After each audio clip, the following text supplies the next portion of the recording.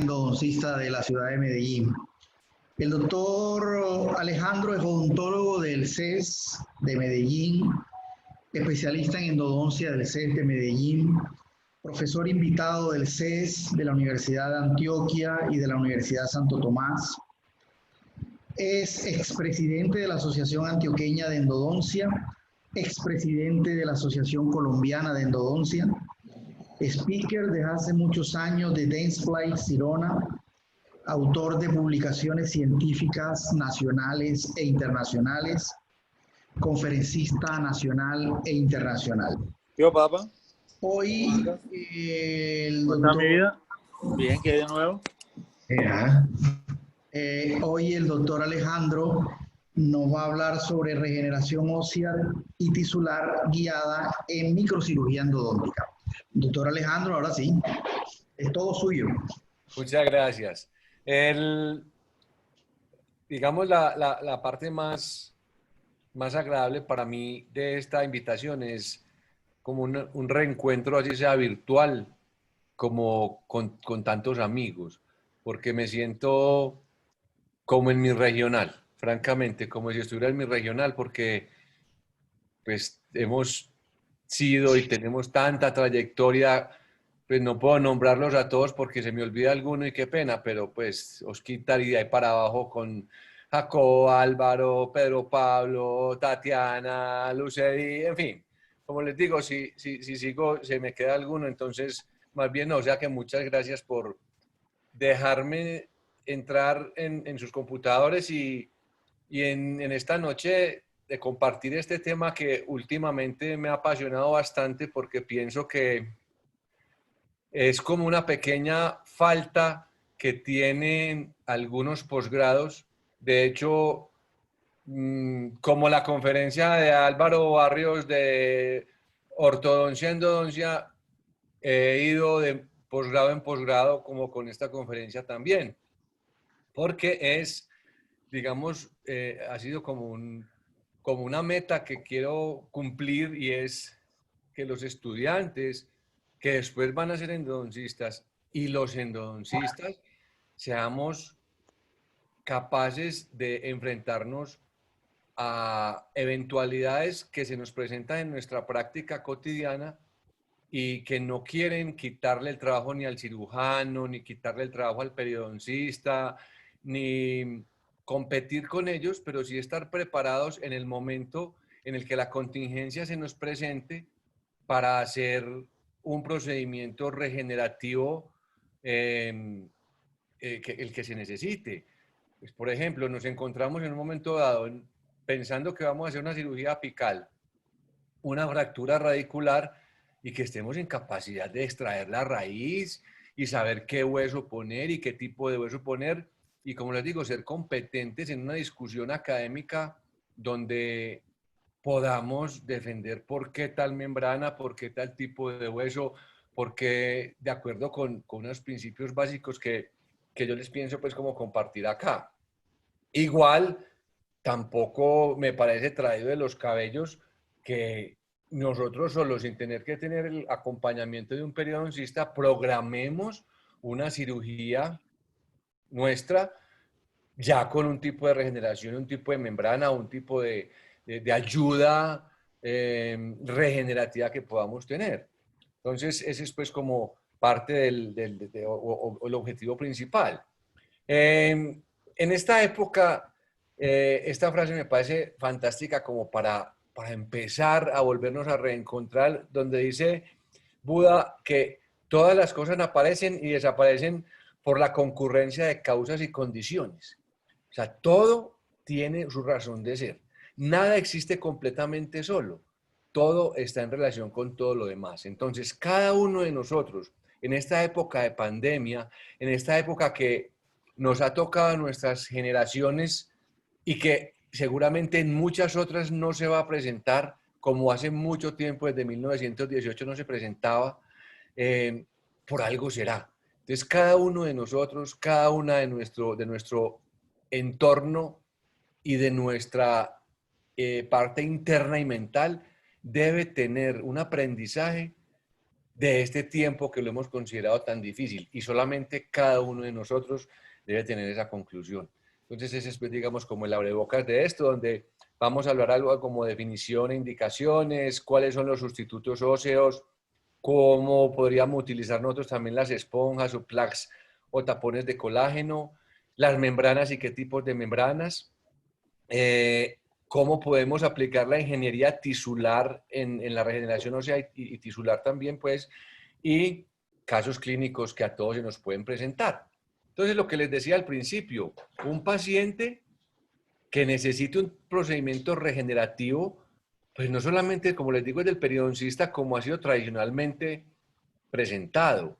Tanto el cirujano oral o maxilofacial como el endodoncista pueden entrar en este campo porque realmente somos odontólogos y lo que necesitamos es conocimiento de los materiales y las condiciones clínicas y el resto es un entrenamiento.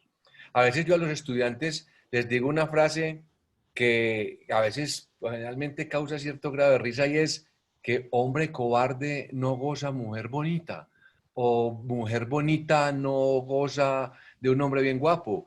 Y así nos pasa a nosotros y nosotros no nos lanzamos a hacer la cirugía que nos da temor. Tenemos que tener cierto grado de arrojo para poder enfrentar estos casos y el segundo caso nos va a parecer menos difícil, el tercero menos y al final se nos va a volver algo cotidiano de nuestro trabajo. Y también pienso que como género humano nos da susto lo desconocido.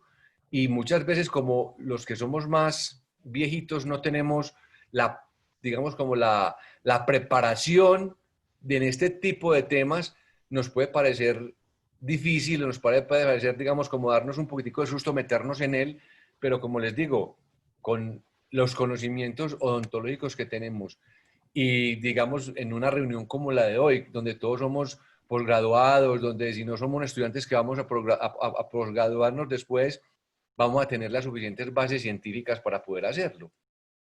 Entonces, yo tengo un periodonto que generalmente es el periodonto apical al cual nos enfrentamos como endodoncistas y generalmente el periodonto marginal está sano, pero muchas veces también está afectado el periodonto marginal.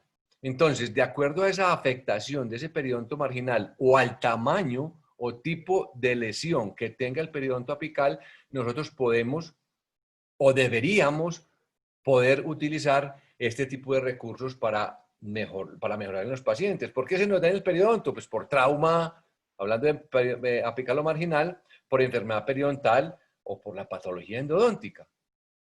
Fíjense entonces cómo empezamos a tener dos términos, la regeneración y la reparación. ¿Qué es lo que nosotros queremos y qué es lo que generalmente se nos va a presentar? Sobre todo en lesiones que son extensas o en lesiones que son más grandes. ¿Qué sucede? Hay liberación de componentes celulares y mediadores de la reparación de las heridas, donde tiene que intervenir la fibrina, las plaquetas, filtración plasmática, la condición normal del paciente o salud general del paciente, cómo ven la cantidad de células lesionadas, de dónde podemos nosotros contar con matriz para lograr una regeneración o una reparación.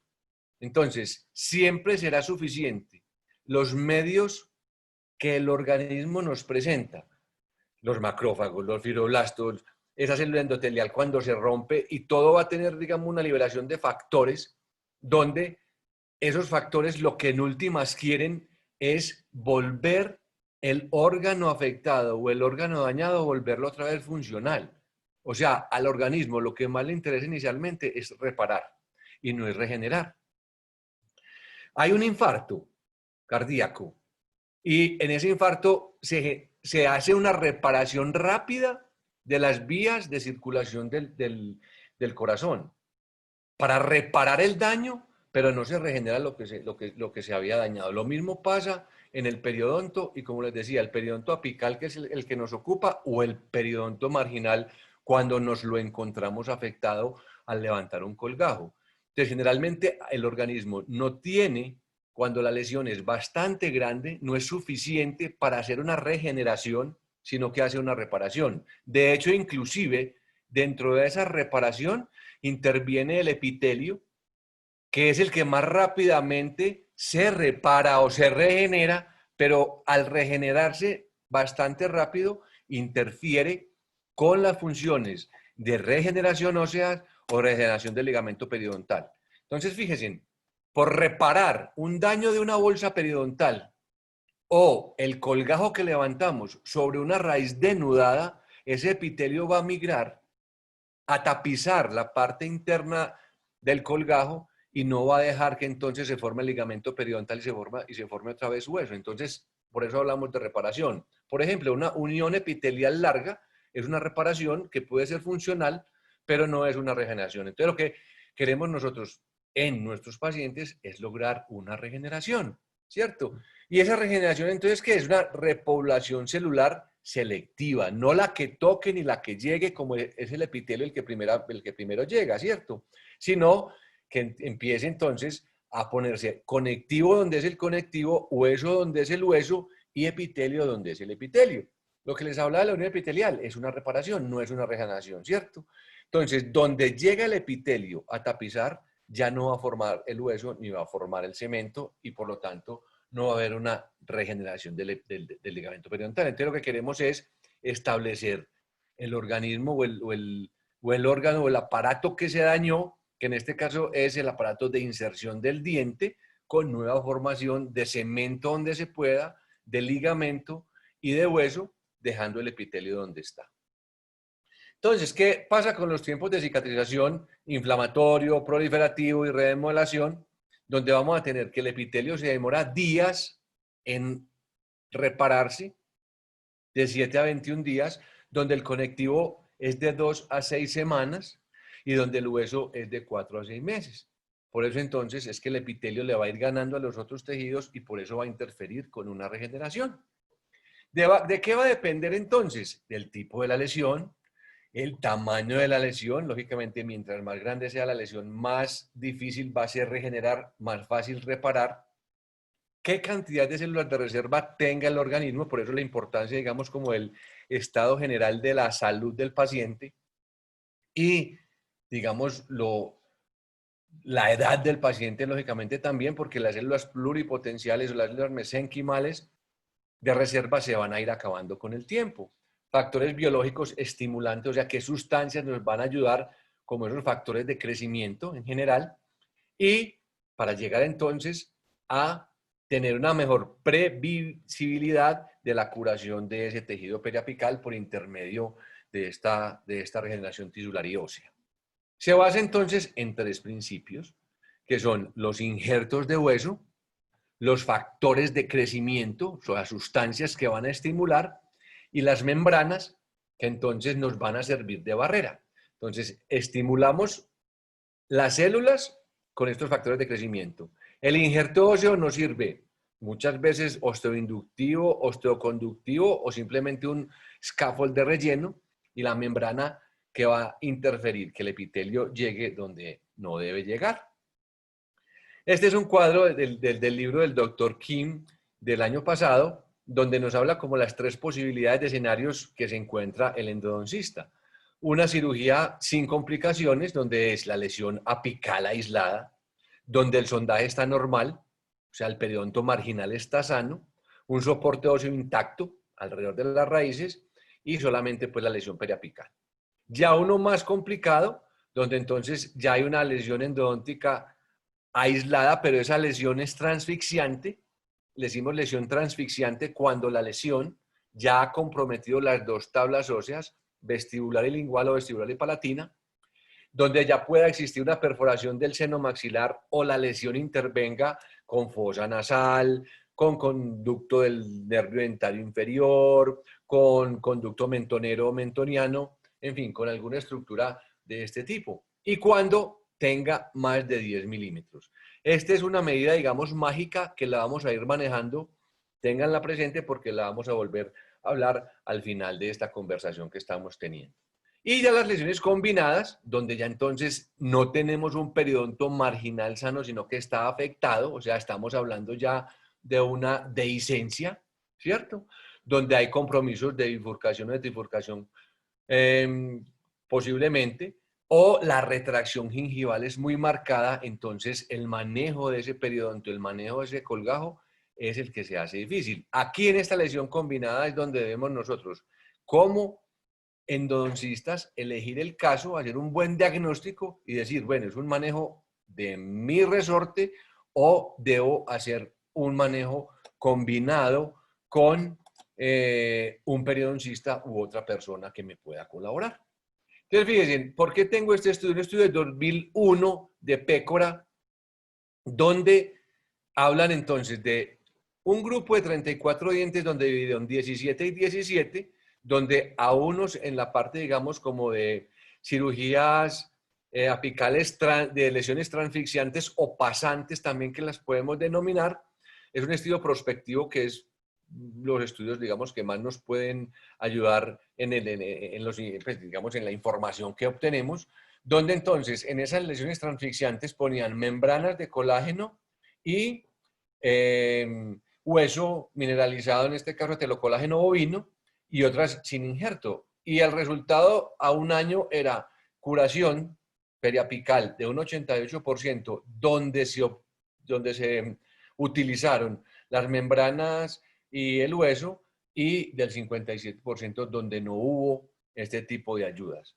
Estamos hablando de lesiones transfixiantes o lesiones pasantes, ¿cierto? Donde es una indicación a la luz del conocimiento y la práctica de hoy de utilizar como mínimo injerto óseo, ¿cierto? Cuando la lesión está transfixiante. Entonces, fíjense que el pronóstico mejora. Pero ¿cuál es, digamos, como el objetivo mío al poner este artículo? Es que ya hace 20 años, o sea, hace 20 años que Pécora estaba hablando de esto y pienso yo que no es correcto que actualmente, después de 20 años, haya endodoncistas que no estén entrando en este mood de la parte de regeneración tisular y ósea guiadas. ¿Qué requerimientos entonces tenemos para la formación de un hueso nuevo? O sea, para una regeneración. Compuestos de células, compuestos de un andamio y señales moleculares, ¿no es cierto? Entonces, las células van a ser las células del paciente, células que generalmente vienen de la parte medular del hueso, donde hay osteoblastos, condroblastos, fibroblastos, que son la batería de donde cogemos tanta reserva para otras fibras, porque el fibroblasto sirve para diferenciarse en otro tipo celular. El andamio o el scaffold donde se va a construir este nuevo hueso, donde va a haber propiedades estructurales que debemos tener en cuenta, como el tamaño del poro, todas estas cositas las vamos a hablar un poquitico más adelante, propiedades mecánicas de ese hueso y propiedades biológicas, si es osteoconductivo, osteoinductivo o ambos. Y la parte de señales moleculares, donde intervienen entonces todos los factores de crecimiento endotelial, de crecimiento tumoral, todas las citoquinas y todo lo que tiene que ver con el proceso inflamatorio, que en últimas la inflamación es una ayuda y va en pos de una cicatrización o de una reparación. El hueso, o el hueso que estamos pensando, o sea, vamos a hablar, como les digo, de sustancias, de hueso y de membranas. Entonces, el injerto del hueso en el cual nosotros debemos pensar para nuestra cirugía, lógicamente, pues debe ser biocompatible, que el hueso dure lo suficiente antes de reabsorberse para lo que nosotros necesitamos. Porque no es lo mismo si nosotros estamos interviniendo una cirugía apical donde tenemos una dehiscencia y necesitamos aumentar el volumen vestibular de ese hueso, hay que poner un hueso que dure mucho más tiempo sin reabsorberse o inclusive que no se reabsorba. Así lo vamos a utilizar simplemente como relleno de una lesión apical transfixiante. ¿Cierto? Entonces es importante la durabilidad del hueso dependiendo de dónde lo vamos a poner. La vascularidad y angiogénesis que podamos tener de acuerdo a la porosidad. Es importante que los poros del injerto que usted elija o de la casa comercial que usted elija debe tener la suficiente cantidad de poros, como mínimo de 100 micras de diámetro, para que exista la revascularización de ese injerto. Que se reabsorba también, como les digo, de acuerdo al sitio donde lo necesitemos poner, es importante que ese sustituto óseo se pueda reabsorber en más o menos tiempo y que el costo-beneficio sea bueno, o sea, que no sea el más costoso del mundo, pero afortunadamente con la llegada de tantas marcas comerciales ya es bastante fácil adquirir el costo del hueso y que tengamos pues lógicamente disponibilidad en la ciudad o en la región o en el país en el cual nos estemos desenvolviendo. Es importante con la vascularización que el injerto, cuando lo pongamos dentro de la cavidad o dentro de la lesión, sobre todo cuando es una lesión apical confinada, no lo presionemos demasiado, porque hay personas que inclusive lo ponen como con empacadores de amalgama. Y lo importante es presionarlo para que llene toda la cavidad que tenemos que llenar sin empacarlo demasiado, porque podemos afectar la porosidad y quedar tan compacto, que no pueda entonces llegar a darse una buena vascularización. Lo que hablábamos ahorita también de esto, que yo creo que sí lo hemos manejado bastante bien, y es que dependiendo de la calidad o el tipo de hueso y del donante que tengamos de ese hueso va a tener capacidades osteogénicas, o sea, que tenga células que son las del, o sea, que tenga osteoblastos, digámoslo así, donde se va a iniciar la formación del hueso, o sea, la generación del hueso. O que sean sustancias inductivas, que ya entonces no son celulares, sino que son sustancias como tal, como las BMP, los factores de crecimiento, como lo hablábamos ahora, la hormona paratiroidea, en fin, que nos pueden ayudar a inducir la formación del hueso, o simplemente ser injertos óseos osteoconductivos, que diría yo que es la mayoría de injertos óseos, donde solamente es ese escáfolo, el andamio o la guía, donde se va a formar por parte del huésped la vascularización, la llegada de sustancias y la llegada del hueso propio del paciente para ir reabsorbiendo este hueso o reabsorbiendo este scaffold e irlo, reemplazando por hueso propio, ¿cierto? Entonces, estas membranas y estos injertos óseos ya son materiales actualmente que los consideramos totalmente bioactivos, porque llegan al organismo a interactuar con el hueso que queda ahí, con la fibrina que queda ahí, con las sustancias que quedan ahí por parte del organismo receptor y empiezan a actuar, ¿cierto? Entonces, vamos a pensar que nosotros no siempre tenemos que poner el injerto óseo junto con la membrana.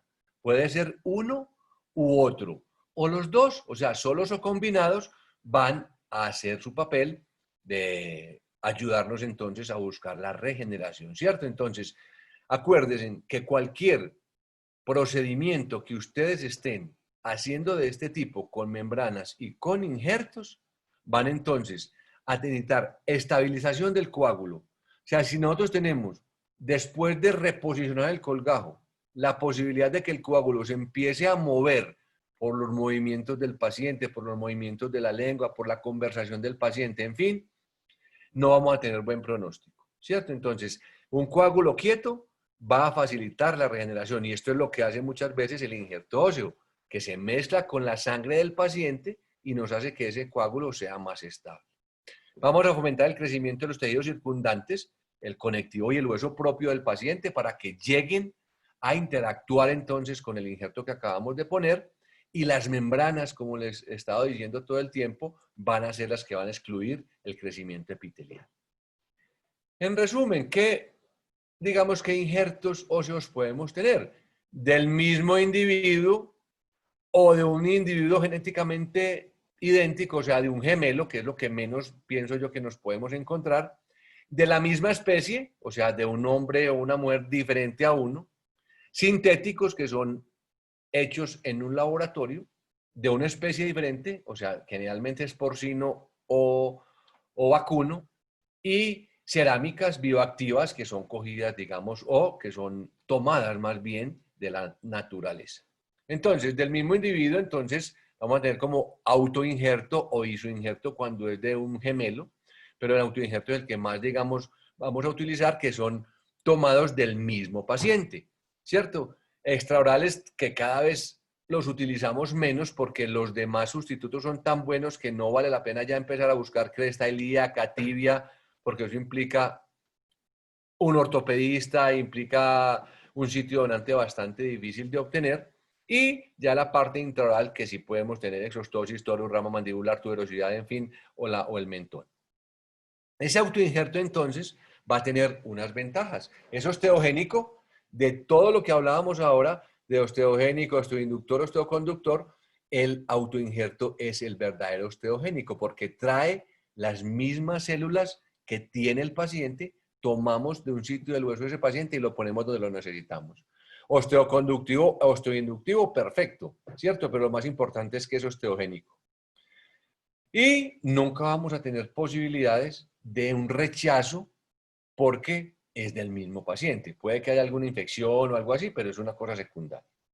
Las limitaciones es que es bastante, digamos, el sitio donante a veces es doloroso, aumenta la posibilidad, digamos, de sangrado y no es muy común que encontremos en el mismo paciente un sitio donante que sea suficiente en cantidad para las lesiones cuando son muy grandes. Y cuando tenemos ese autoinjerto del paciente, o lo podemos coger del hueso esponjoso o tomarlo del hueso cortical, ¿cierto? Si vamos a pensar cuál es mejor, pues pensaríamos, digamos, que lo mejor sería como un autoinjerto combinado, porque el cortical nos va a dar, digamos, la base del hueso que es menos posible de reabsorber, mientras el esponjoso trae toda la información genética y toda la información celular que el paciente o el propio paciente nos puede brindar, ¿cierto? Entonces, el esponjoso es el más común de todos los injertos, es el más exitoso de todos y es el estimulante de la formación de células madres mesenquimales. O sea, todas las ventajas las tienen entonces estos autoinjertos esponjosos. Es muy difícil encontrarlo en bastantes cantidades en la boca del paciente, ¿cierto?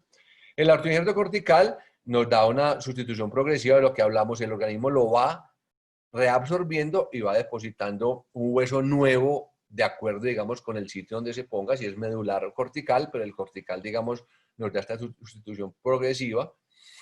Y es lo que les decía, no se va a reabsorber tan rápido, por eso de pronto utilizar autoinjertos mixtos es lo mejor, da muy buen soporte estructural, da un suministro limitado de osteoblastos, mientras que el esponjoso tiene un suministro bastante abundante de osteoblastos. Hay aditamentos como estos, los que tenemos en este lado de la diapositiva, limas, en fin, pero el Bone Scraper es bastante adecuado, vienen desechables o vienen los cuales podemos esterilizar con hojitas que son como de afeitar, las cuales nos van a ayudar a tomar el injerto, como lo podemos ver aquí en el video. Vamos raspando y por eso les decía, muchas veces es hueso cortical, la mayor cantidad, pero también podemos llegar a la parte medular de acuerdo al tamaño de la tuberosidad, al tamaño del mentón, al tamaño, digamos, de esa parte que llamamos como la U del maxilar superior, y vamos obteniendo este tipo, digamos, de injerto que al final lo vamos a obtener en el dapencito o en el reservorio donde lo tengamos y lo podemos utilizar solo o combinarlo con otro tipo de hueso que puede ser hueso, digamos ya un hueso sintético, pero nos ayuda porque este tipo de hueso, como les digo, viene con la capacidad de osteoinducción, ¿cierto? Y va a producir, va a producir nuevo hueso porque viene con las sustancias del organismo. Entonces, lo que les decía, podemos levantar un colgajo que ya no es tan traumático, de la línea oblicua externa, que muchas veces es tan protuberante, no vamos a tener inconvenientes de encontrarnos con el dentario inferior ni nada de eso, pero si tenemos tuberosidad, la línea oblicua externa o el cuerpo de la mandíbula, son sitios donantes muy buenos, la tuberosidad del maxilar, la sínfisis de la mandíbula, o sea, el mentón, o en el malaro cigomático, donde es esa U o V del maxilar, es en la parte anterior, como arriba de los bicúspides o arriba de los molares, son áreas donde nosotros podemos pensar con estos scrapers de obtener un hueso propio del paciente para un autoinjerto. Este es, digamos, mi scraper, que pues, se puede conseguir aquí sin ningún problema. Pues yo lo he comprado en Aldental, que creo que en la mayoría de las ciudades existe Aldental. Y esta partecita acá, que es como la cuchillita, esa cuchillita la venden como un repuesto. Cuando se nos va mellando, la vamos a poder reemplazar. Entonces vamos a ir raspando el hueso y el hueso va quedando acá adentro. En el momento en que ya terminamos de tomar el hueso, quitamos la cuchilla y nos queda el hueso, lo que logramos recoger en esa cuchara internamente, que es esta parte de acá que les estoy señalando. Entonces es bastante adecuado y nos ayuda bastante, bastante, como les digo.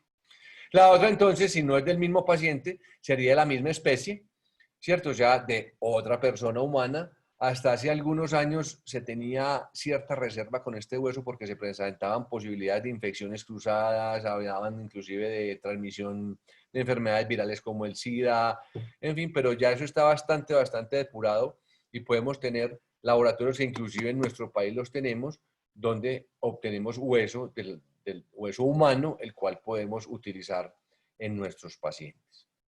La gran ventaja es que no hay, digamos, daño en el mismo paciente porque el sitio donante pues no existe. No existe limitación de tamaño porque lo encontramos por gramos y gramos y gramos lo que queramos comprar.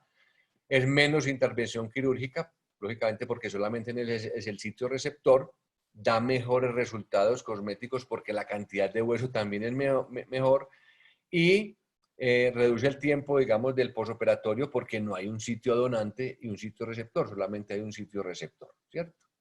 Las desventajas de este tipo de aloinjertos, o sea, cuando es que puede haber transmisión de enfermedades cruzadas, respuesta inmune, el costo es, lógicamente, es más costoso que tomarlo del mismo paciente, se demora más la aceptación o la parte de cicatrización y hay mayor cantidad de reabsorción de hueso. Estos huesos de aloinjerto pueden ser entonces secos, digamos, decalcificados, secados, y liofilizados, decalcificados o no, digamos, dejémoslo así, en decalcificados o no. El que no es decalcificado es osteoconductivo solamente porque, fíjense, es el hueso cortical de un ser humano, de un cadáver, que lo desgrasan, se sumerge en alcohol, se congela, se liofiliza, que es en la liofilización se le saca parte, digamos, de la parte de lo que es la porción proteica, se sella el vacío y se vende, ¿cierto? Tamaños de partículas de 250 mg, que está supremamente bien. Y el decalcificado es que antes del proceso se mete en ácido clorhídrico, entonces se le quita todo el calcio. Ya luego ese calcio, como él queda ácido, se buferiza con silicato de sodio para que no quede ácido y quede un pH normal para que pueda ser pues incorporado en el nuevo huésped donde se va a poner. Se expone a BMPs. Entonces aquí es donde está de pronto digamos, como el clic de quienes defienden el hueso decalcificado, y es que se le ponen BMPs, dicen que puede ser entonces osteoinductivo, pero eso en los artículos está bastante cuestionado porque esas BMPs no alcanzan a ser lo suficientemente osteoinductivas en la parte, digamos, de exámenes o de estudios, perdón, prospectivos. ¿Listo? Como este, por ejemplo, que es un estudio del 2019, o sea, un estudio, digamos, reciente, donde se comparan ambos tipos de huesos, el decalcificado y el no decalcificado, y al final se concluye que ambos grupos mostraron similares resultados con un incremento significativo en la densidad del hueso en el hueso que estaba no decalcificado, ¿cierto? Que era solamente liofilizado y congelado, ¿cierto? Entonces, como les digo, no hay mayores, digamos, diferencias entre el uno y el otro al momento de aplicarlos en un paciente, porque como les digo, anteriormente había unas discusiones grandísimas, no hay mayores, digamos, diferencias entre los unos y los otros. ¿Cómo los podemos encontrar entonces estos aloinjertos? O sea, vienen de otros pacientes, dependiendo de las casas comerciales. Entonces, hay gran cantidad de posibilidades. Entonces, fíjense, generalmente se dividen en que unos son corticales y los otros son medulares. O algunos vienen como Puri o Puti, pues, que son, digamos, hueso desmineralizado, pero que viene de una manera como Puti, o sea, como una pomadita, como si fuera un coltosol o como si fuera un eugenolato, donde se puede aplicar como una masilla, más bien es la palabra, dentro de la cavidad ósea. Esto, digamos, son de Zimmer de Biomed. Esto es, como les decía yo, digamos, esto es Cosme Damián. La Fundación Cosme Damián es colombiana y tenemos la posibilidad de tener membranas y huesos. Como les digo, en este caso yo utilizo bastante este Biogen de la Fundación Cosme Damián porque el costo es muy aterrizado. Viene un tamaño de partícula entre 0.5 a 1 milímetro y es combinado entre hueso cortical y hueso medular. ¿Sí? El Tisuban también es producto nacional. Este no lo conozco tanto porque no lo utilizo tanto, pero el Biogen es, digamos, el hueso que más utilizo en mis cirugías como injerto. BioHorizon no necesita presentación. BioHorizon tiene gran cantidad también de posibilidades. Es lo mismo, ¿cierto? Cortical, la parte, digamos, combinado entre cortical y medular, y los Puri también, o sea, la parte, digamos, de pasticas que las podemos poner dentro de las cavidades. Luego viene entonces la parte de senoinjertos, ¿cierto? Como hablábamos, generalmente es bovino o porcino, que son obtenidos de animales, ¿cierto? En esta parte, digamos, de los senoinjertos podemos hablar del BIOS, muy conocido, excelente comportamiento clínico a través de muchísimos años. Lo tenemos de diferentes partículas, de diferentes formas. BioHorizon también tiene, si es bovino, si es con partícula gruesa, si es con partícula grande, o también la posibilidad, digamos, de combinación de los dos, de poro grande y de poro pequeño. La explicación, digamos, de cómo es en este caso, digamos, esto es un video de Botis de Cerabón, que es un seno injerto, ¿cierto? Es un seno injerto. Hablamos de seno injertos los ponemos donde haya necesidad de mayor tiempo de reabsorción. Como les decía, si usted necesita aumentar un reborde, si usted necesita aumentar o cubrir una dehiscencia, una fenestración, va a poner un senoinjerto porque es un senoinjerto que o se reabsorbe muy lentamente a través de los meses o de los años, o inclusive no se reabsorbe, sino que se integra dentro del paciente. Y el video nos lo muestra muy bien.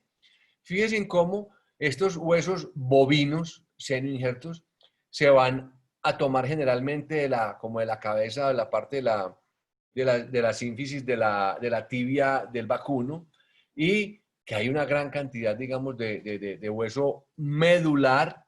Se eleva la temperatura hasta 1250 grados centígrados para eliminar cualquier tipo de posibilidad de infección o de enfermedad cruzada o de rechazo por ser otra especie, y se obtienen partículas como esta, ¿cierto? Es un hueso totalmente seguro, es un hueso que es con poros más grandes y con poros pequeños, con superficies rugosas para poder favorecer el crecimiento de los osteoblastos propios del paciente dentro de este tejido.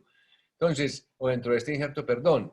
Entonces, fíjense, es altamente poroso, un 80% el máximo de porosidad, donde entonces los poros no son estas cavidades grandes, porque esas son las trabéculas, lo que hay entre las trabéculas, son los poros los que necesitamos nosotros para que por esos microporos viajen la irrigación o la nueva formación de vasos sanguíneos del paciente y vayan a ayudarnos a incorporar ese injerto, que es un senoinjerto, como les digo, y esa formación de vasos sanguíneos va a llevar la irrigación necesaria para que nuevas células del paciente puedan tapizar ese senoinjerto, que como les he dicho varias veces, es de muy lenta o de ninguna reabsorción, y esa formación de nueva matriz celular se integre con el senoinjerto y nos llene o nos vaya a solucionar definitivamente o a regenerar la cavidad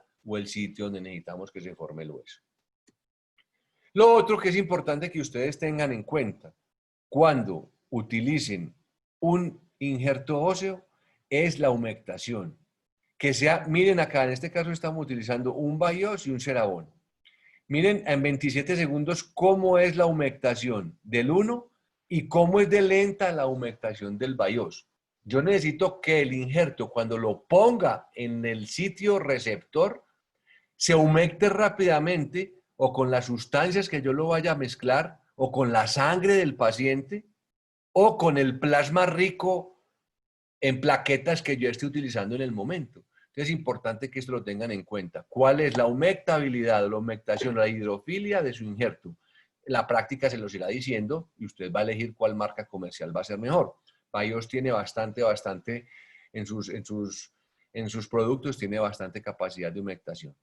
Y tenemos también posibilidad, ya digamos, no solamente de hueso, sino de esas esponjas de colágeno que muchas veces vienen con colágeno solamente o también mezcladas con algo de hueso, de un aloinjerto o de un senoinjerto y nos puede ayudar como relleno. Son muy útiles, sobre todo en los sitios donde en algún momento tenemos que hacer una exodoncia. Entonces, llega el molar inferior, encontramos que tiene una fractura longitudinal, veníamos preparados para una cirugía apical. Entonces, ¿qué hace el endodoncista? Está la fractura, cierra el colgajo y envía al paciente para que otra persona le haga la exodoncia y la preparación del alvéolo para el implante que viene después. Ahí es donde yo llego a decir que si eso se le presenta al endodoncista, debe estar el endodoncista preparado para hacerle ese favor al paciente y al remisor para que posteriormente le puedan poner su implante o su prótesis fija si es un puente de 3 unidades, en fin, pero para poder regenerar ese sitio del alvéolo y tener el criterio de saber cuándo dejar solamente coágulo del paciente, que en última, si yo puedo dejar solamente coágulo del paciente, es el mejor injerto que yo puedo dejar. Una fibrina del paciente, pero que la pueda cubrir bien con unos colgajos con disección del periósteo para poder hacer una sutura de primera intención y posteriormente entonces que el paciente se cicatrice. Si eso no se puede, pues vamos a tener que hacer este tipo de cosas. Y los sintéticos, que ya es hidroxiapatita reabsorbible o no reabsorbible, fosfatos de cálcico, fosfatos beta-tricálcicos, que son de pronto los que más utilizamos actualmente, o vidrios bioactivos, en fin. Entonces, esos sustitutos óseos, cuando son sintéticos, tenemos que pensar que los deberíamos, y ojalá fuera posible, combinarlos con la parte biológica orgánica. Es donde ese scraper, o sea, ese raspador de hueso, del cual les hablé anteriormente, viene a tomar importancia. Si yo tengo un poquitico de hueso o mucho hueso del paciente y lo mezclo con un sintético, que es inorgánico, voy a obtener unas calidades de hueso que ustedes ni se imaginan lo provechosas que son al momento de una cirugía de este tipo, ¿cierto?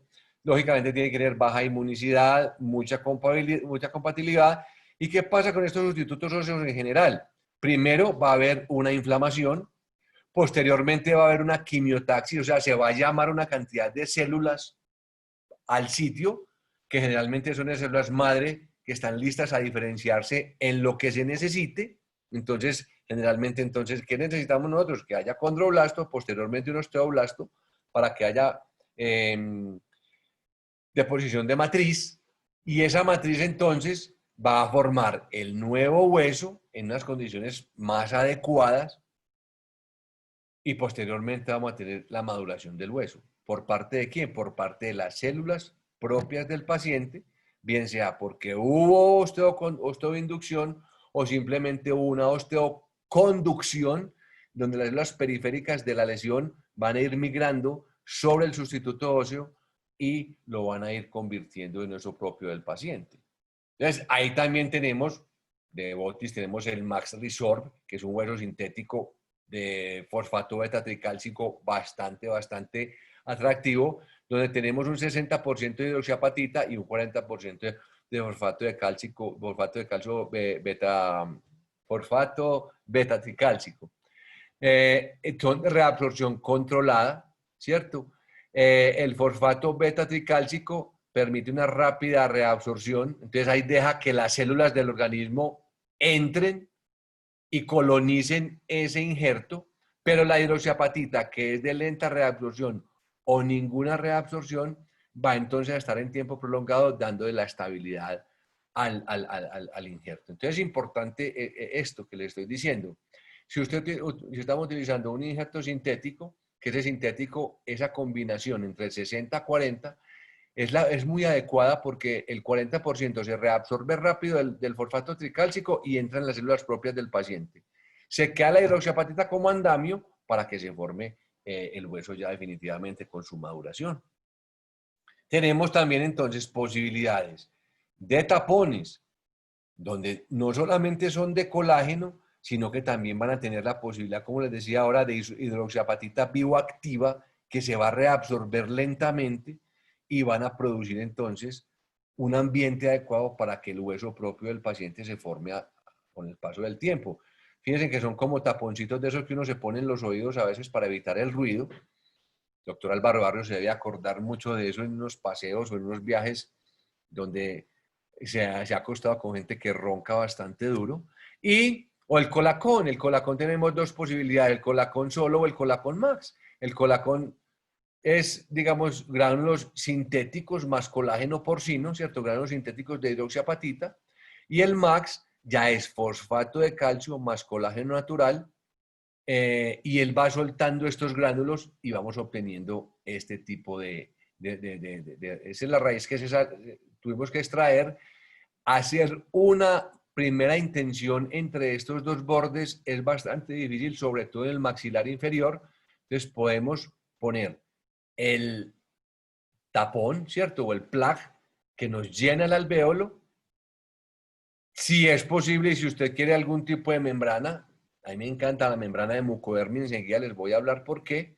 Hacemos una sutura como para sostener simplemente el coágulo allá y obtenemos estos resultados. Generalmente estos plug o estos tapones son radiolúcidos, pero se van convirtiendo rápidamente en radiopacos, como ustedes pueden ver acá, ya a los 3 meses por extracción, como tenemos una imagen ya mixta casi radiopaca.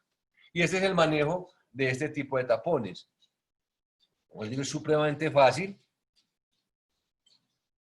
Siempre los debemos hidratar.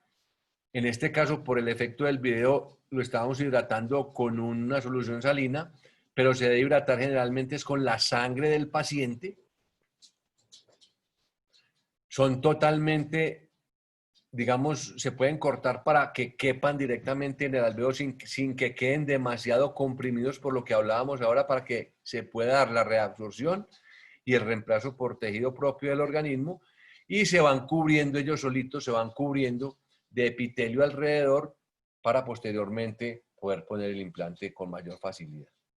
Fíjense, este es un caso donde hay una destrucción de hueso bastante grande. Fíjense cómo lo que hablábamos ahora es una lesión transfixiante. Ahí, eso siempre lo vamos a saber porque siempre antes de una cirugía debemos tener una tomografía. En la tomografía nos da, esta es la radiografía de diagnóstico, pero la tomografía nos da la verdadera imagen tridimensional a qué nos enfrentamos, si estamos en comunicación con seno maxilar, con fosa nasal, o como en este caso simplemente había una comunicación bastante amplia con el paladar, no tan amplia con la parte vestibular, pero sí la lesión era bastante grande, involucrando inclusive este diente lateral. Y en estas cortes sagitales, como también vamos viendo qué tamaño podemos tener de lesión. Acuérdense que hablábamos de los 10 milímetros y siempre yo lo he dicho que es como un número mágico porque ese 10 milímetros es lo que nos dice si debemos o no utilizar un injerto óseo. Menos de 10 milímetros no se debe utilizar injerto óseo, más de 10 milímetros sí deberíamos utilizar injerto óseo. Es un parámetro que puede ser utilizado como criterio al momento de la cirugía.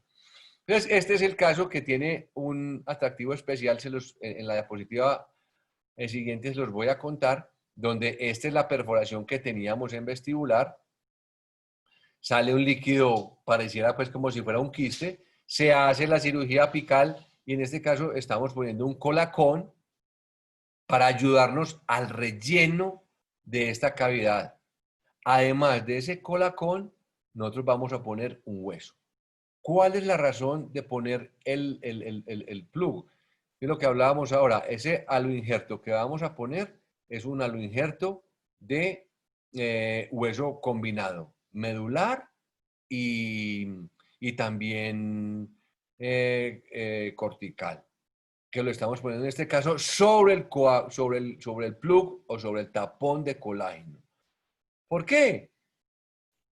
También a través, digamos, de la conferencia van a ir viendo cómo vamos poniendo ese hueso. Si yo tengo suficiente sangre en el sitio receptor, no necesito humedecer el colgajo, el injerto con nada, sino que lo voy a llevar allá y como utilizamos injertos de muy buena humectación, ellos van a atrapar la sangre inmediatamente y qué mejor vehículo que la sangre del paciente.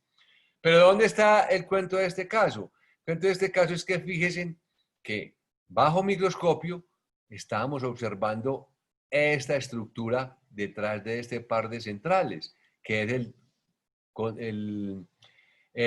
nervio el nervio dentario, el nervio incisivo, perdón, que va por el agujero incisivo, ¿cierto? Entonces, ese nervio palatino anterior, nosotros no lo podemos comprimir con el colgajo o con el injerto, sino que lo debemos entonces proteger, y es lo que estaba yo haciendo en la diapositiva anterior en el video, protegiéndolo con el tapón de colágeno para que luego llegue el hueso y yo pueda depositar el hueso sin ningún problema para poder obtener entonces una mejor cicatrización.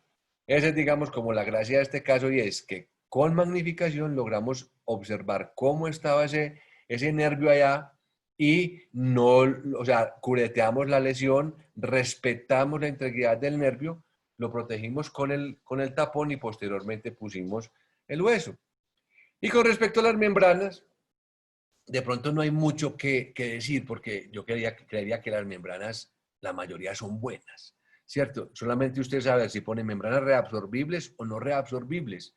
Y si pone reabsorbible, ¿en cuánto tiempo espera usted que la membrana se reabsorba para que sea funcional de acuerdo a la cirugía que usted se está haciendo? Perdón. El colágeno es el material más utilizado, el ácido poliláctico también. Son mucho más ventajosos los materiales sintéticos. Hablamos de materiales sintéticos como por ejemplo el teflón, el politetrafluoretileno expandido, que fue el inicio de todas las membranas. Acuérdense del Gore-Tex, ese era un material sintético. Derivado de humanos o animales, ¿cierto? Ovinos o porcinos generalmente, son muy flexibles, muy adhesivas. Hay una capa lisa, una capa compacta, que es la que va hacia afuera, digámoslo así, hacia el tejido blando, y una capa que es más porosa o rugosa, que es la que debemos poner contra el hueso, que es la que permite entonces la integración de ese huesito que se va a formar recién, ¿cierto? Siempre pensemos que la membrana debe extenderse alrededor de la lesión 2 o 3 milímetros más allá del margen de ese margen de hueso, ¿cierto? Si usted tiene membranas de multicapas, como les hablaba ahora, por ejemplo, del mucoderm, son membranas que son mucho mejor porque van a ser más repelentes a las células. Lo que nosotros queremos con las membranas es que pasen fibras y pasen vasos sanguíneos, pero que no pasen células, en este caso células epiteliales. Lo otro es ese politetrafluoretileno expandido, que era el teflón, nosotros nunca lo podríamos haber dejado expuesto. Ya ahora, con las membranas que contamos, sí hay posibilidades de que, así sea en un tamaño no muy exagerado, la membrana quede expuesta. Pero al quedar la membrana expuesta, no se va a infectar, no la va a rechazar el organismo y van a ser cirugías mucho más viables. Entonces, ¿qué queremos nosotros en una exodoncia que nos toque hacer? Hacer un buen injerto del hueso que ya elijamos si es aloinjerto, senoinjerto, en fin, un sintético, o combinación, cubrirlo con la membrana para que el epitelio no migre y empiece a colonizar esta parte del hueso y se nos quede una cicatrización como no es. Lo otro, fíjense en que cuando estemos utilizando membranas o apósitos como estos tapones, pensemos que el tiempo de reabsorción debe ser mayor que el tiempo que se demora el conectivo en cicatrizarse, ¿cierto? Porque si se reabsorbe en 14 días, no hay tiempo a que el conectivo lo haya, digamos, invadido, lo haya colonizado para poder formar la cicatrización. O sea, como mínimo, tenemos que hacer que las membranas o los apósitos que ponemos allá tengan más de 4 semanas in situ para que sean viables, al menos en los casos que nosotros los necesitamos. En fin, y esto es, si yo tengo esta membrana que la pongo para que este epitelio no migre a la superficie radicular y me entorpezca la formación de este nuevo hueso o digamos, la adaptación de este injerto que acabo de poner, lo azulito es el hueso propio del paciente. El hueso nuevo que yo puse, el injerto, es la parte, digamos, rosada y blanca. Y ahí esperamos que haya revascularización, nueva formación de inserción a la raíz del diente, y eso lo logramos con una membrana que dure bastante tiempo, o sea, como mínimo 12 semanas. Por ejemplo, la BioGuide es una membrana de colágeno porcino que dura 24 semanas en reabsorberse, o sea, son membranas supremamente adecuadas para lo que nosotros necesitaríamos en el caso, por ejemplo, de un cubrimiento radicular. Colprotec, otra membrana también, reabsorción de 4 a 8 semanas, es mucho más rápida esta, entonces es lo que usted tiene que evaluar cuánto tiempo quiere que se reabsorba su membrana.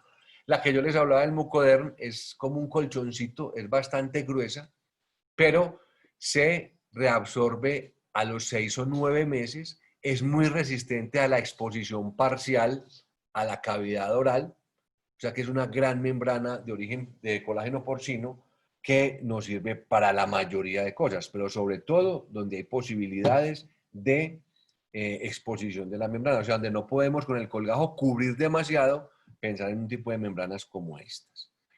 Nosotros mismos, o sea, no es jugando al periodoncista, al protesista, pero si ahí me tocó hacer, digamos, la exodoncia del diente, antes de la exodoncia del diente, yo puedo tomarle al paciente una impresión, si en el consultorio tengo la posibilidad de elaborar la placa, o si no, pues la mandaré a hacer, o si puedo programar la cirugía, la misma corona del paciente puede utilizarse, en este caso utilizamos un Mucoderm, miren, al momento de retirar las suturas ya un Mucoderm como está integrado a los tejidos del paciente, y a las 6 semanas como ya está totalmente epitelializado. ¿Sí? Esto es al momento de retirar las suturas.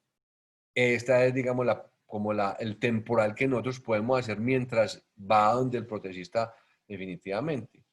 Jason es otra membrana que es más delgada, se reabsorbe de 8 a 12 semanas, es de porcino también y es multicapa. Si usted tiene membranas que sean multicapas, que sean, digamos, de una reabsorción de más de 12 semanas, estamos actuando bien. O sea, yo traigo aquí ejemplos que son, digamos, como los que yo utilizo, pero cualquier membrana que tenga estas características se puede utilizar.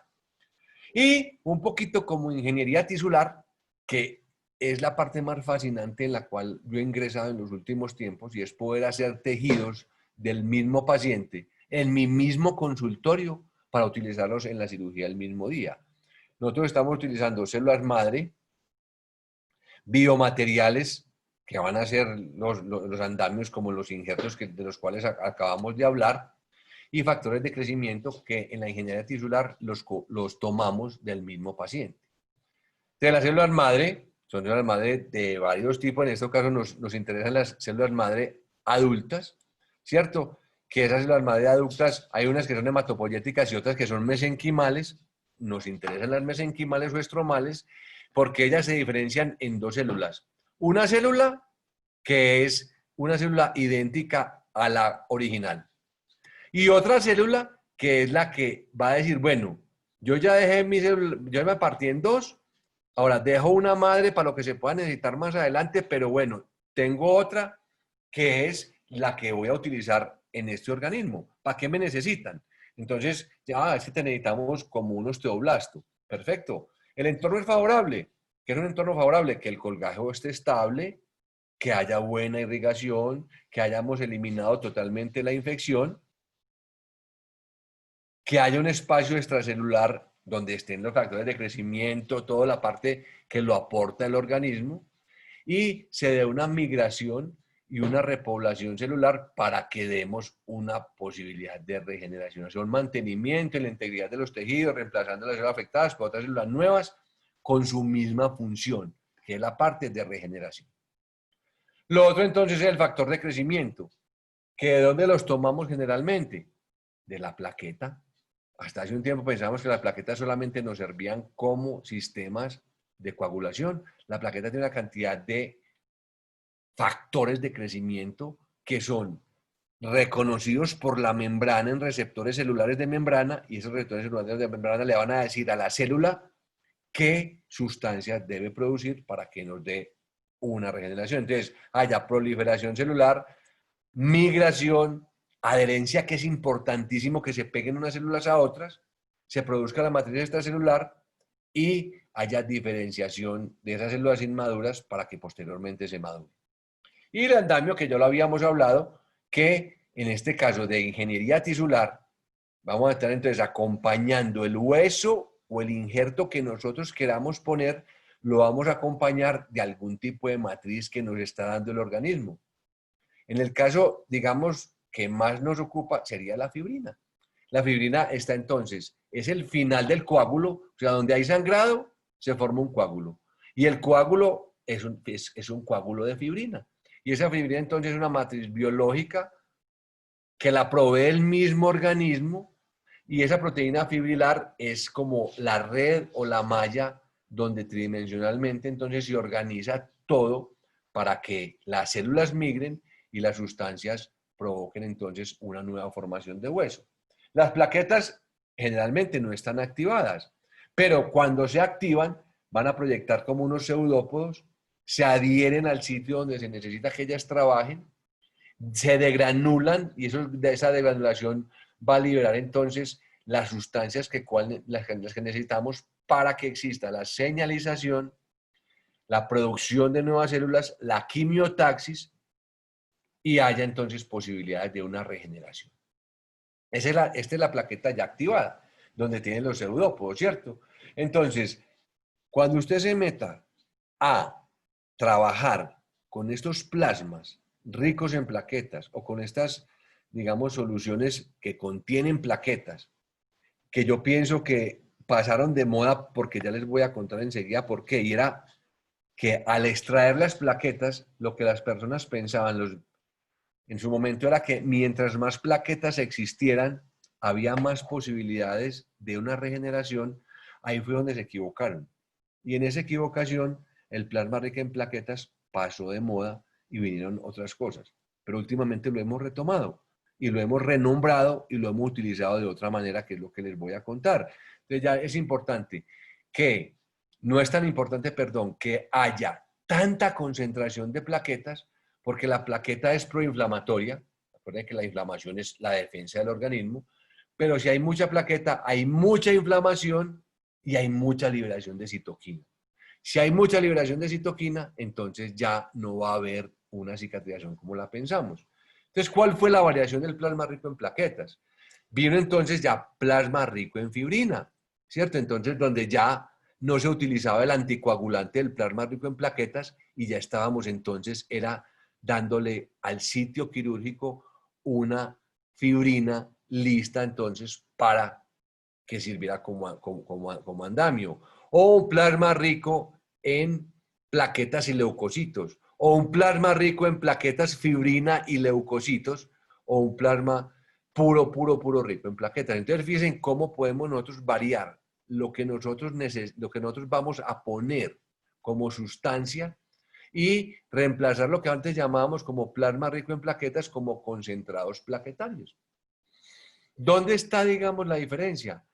Que mientras más centrifugación exista o más fuerte la centrifugación, va a haber más deterioro de las plaquetas y va a haber más degranulación de ellas y va a haber más reacción proinflamatoria.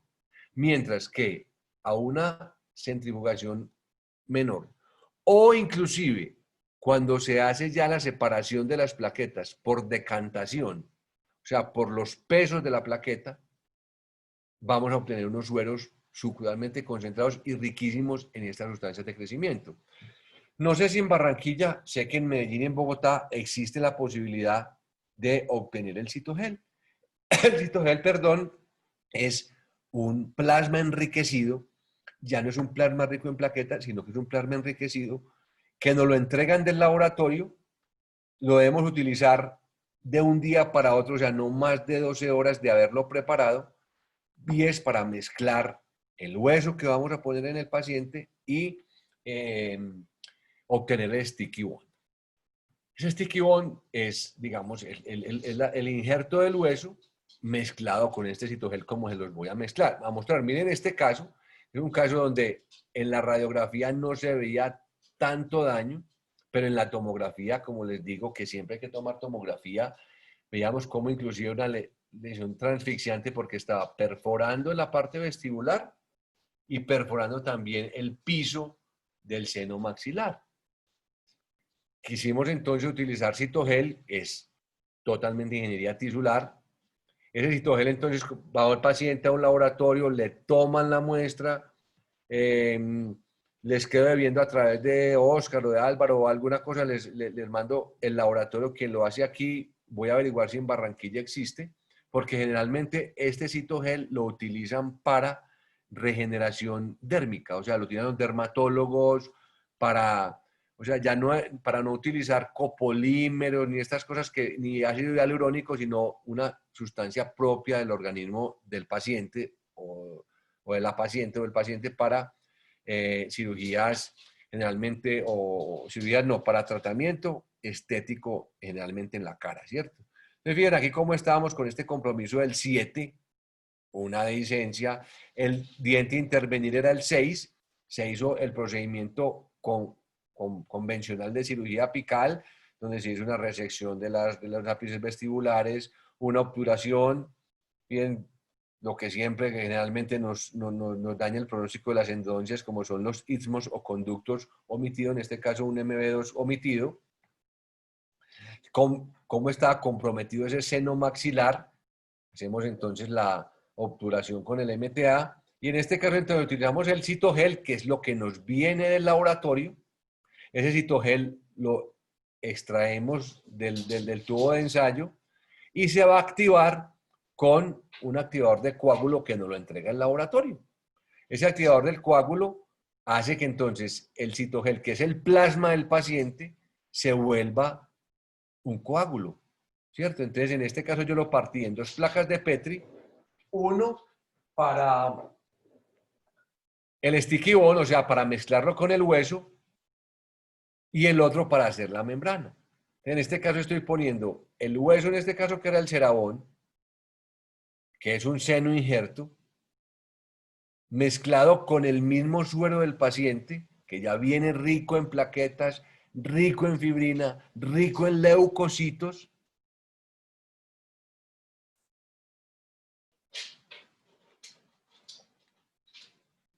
Y al final, del otro coágulo que activé con el activador del coágulo, voy a obtener esta membrana y esa membrana es la que voy a poner para que me evite la migración epitelial. Y este es el resultado que obtuvimos hasta marzo, que pudimos llamar al paciente desde octubre del 2019 y este es el resultado, digamos, radiográfico. El paciente a los 6 meses va a tener entonces, al año va a tener entonces la revisión ya con tomografía para que la podamos comprobar, combinar con la otra.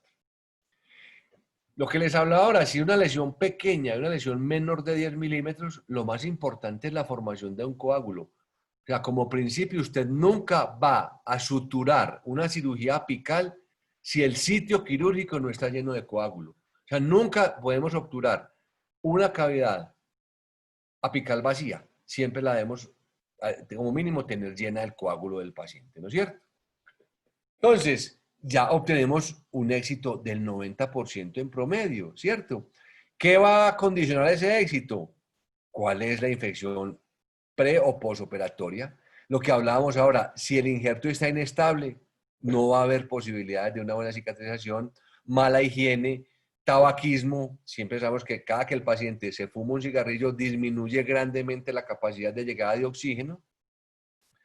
¿Qué cuidados posoperatorios puedan tener? Y la condición sistémica que tenga el paciente. Este es un caso que yo creo que algunos de ustedes ya lo conocen, pero lo importante es, digamos, ¿qué membrana voy a poner? Muchas veces no depende del tipo de membrana, sino algo que interfiera el crecimiento epitelial. Este es un caso de hace muchísimos años, diría que más o menos 20 años lleva.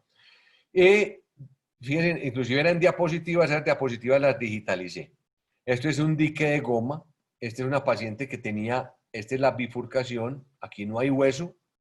La cavidad apical luego de hacer la remoción del granuloma que tenía y tomado, digamos, de las bibliografías de Cortellini y Tonetti italianos de hace mucho tiempo, esto no es una invención mía, donde hablaban de que la posibilidad del dique de goma pudiese ser una membrana para evitar que el epitelio migrara.